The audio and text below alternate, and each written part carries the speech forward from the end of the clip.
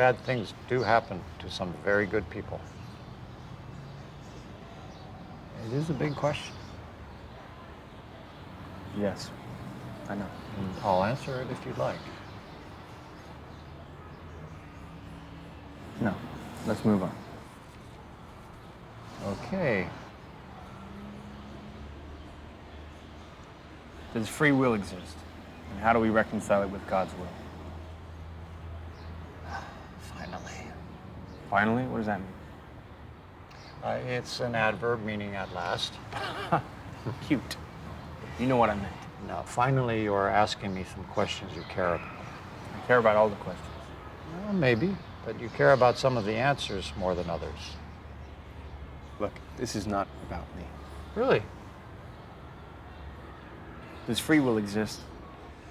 Did I force you to come to this meeting? Would I know it if you did? That reminds me of an old joke. A student goes to his rabbi and says, "Rabbi, why do you and the other rabbis always answer my questions with another question?" And the rabbi replies, "So how should we answer?" Okay, you didn't laugh at God's joke, so what does that say about free will? Of course there's free will, Paul. And everybody knows this is true. The entire foundation of human law depends on the existence of free will. Try going before a judge when you've been charged with a crime. Blame your actions on God's will. See how that works out for you.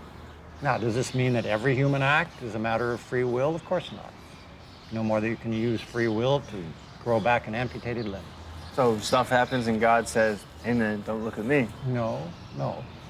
You have to understand that my will and human free will are not contradictory because they are not two versions of the same thing, but they do fit perfectly together. I designed it that way. Yeah, but if I can't tell where one begins and the other ends, do you see my problem? Yeah, I think I see. Do you? Yeah, is the problem that you don't trust God's plan, or is the problem that you don't trust yourself? Oh, great. So if God's got a plan, I'm covered, right? I should have just stayed in bed because for all I know, it's part of his plan. That's not what I'm saying, and you know it.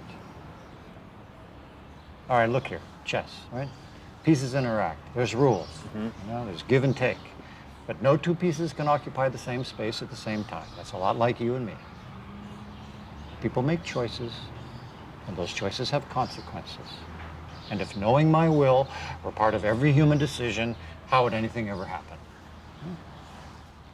You'd be paralyzed every morning trying to decide whether to brush your teeth vertically or horizontally.